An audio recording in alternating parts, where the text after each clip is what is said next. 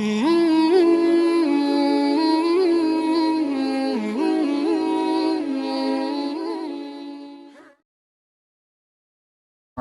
warahmatullahi wabarakatuh.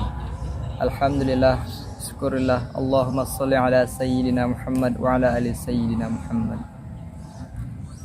Kaum muslimin wal muslimat sedang pendengar yang dirahmati oleh Allah. Allah Subhanahu wa taala telah memberikan kepada kita banyak nikmat dan hidayahnya yang tak terhitung. Allah Subhanahu wa taala telah menyampaikan umur kita kembali kepada bulan suci ini.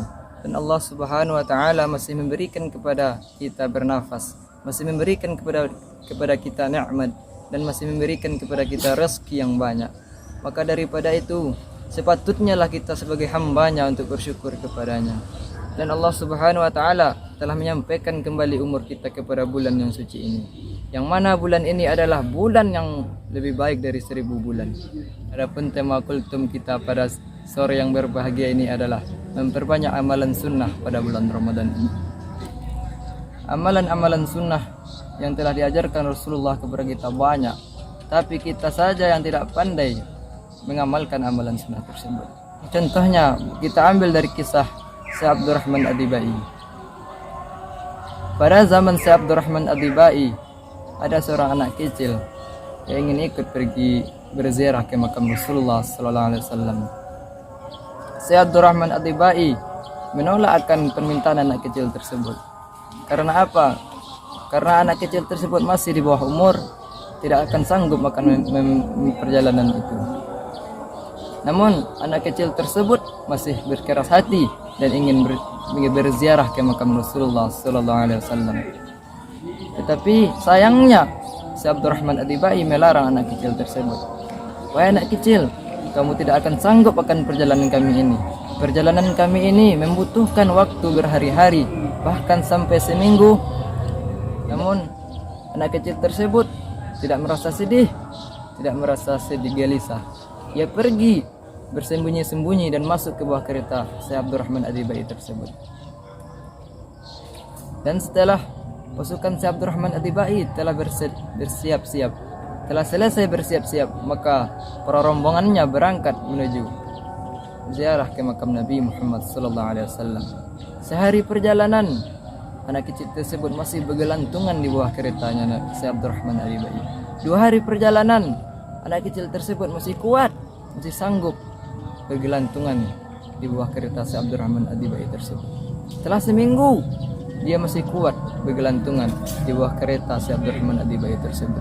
Setelah sampai di Madinah, makam Nabi Muhammad sallallahu alaihi wasallam, anak kecil tersebut terjatuh dan tergiling-giling di padang pasir yang tandus itu.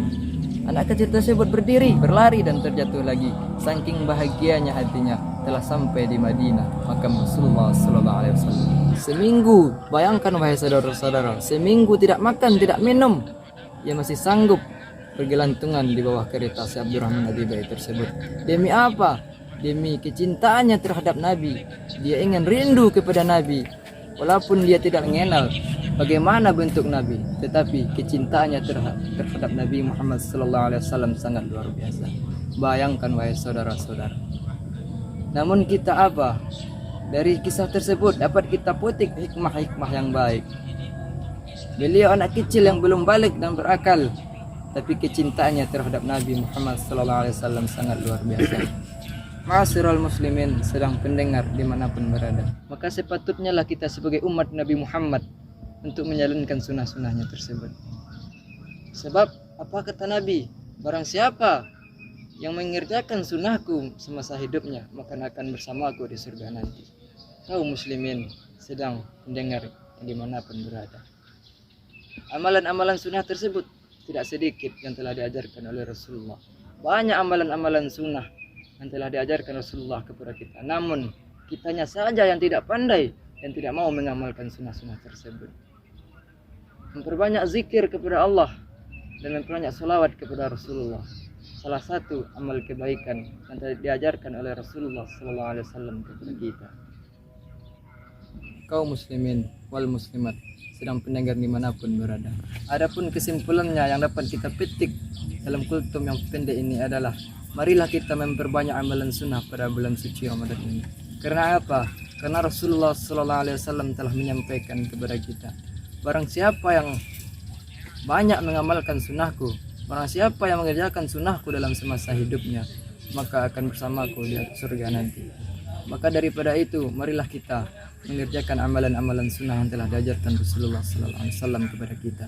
Demikianlah kultum singkat yang dapat saya sampaikan pada sore yang berbahagia ini. Semoga kita dapat mengambil manfaat dari kultum tersebut. Maka daripada itu, jika ada kesalahan dan kelancangan, saya mohon maaf. Wabillahi taufiq wal hidayah. Assalamualaikum warahmatullahi wabarakatuh. اللهم صل وسلم وبارك عليه وعلى آله وكان صلى الله عليه وسلم أحسن الناس خلقا وخلقا وأهداهم من الحق طرقا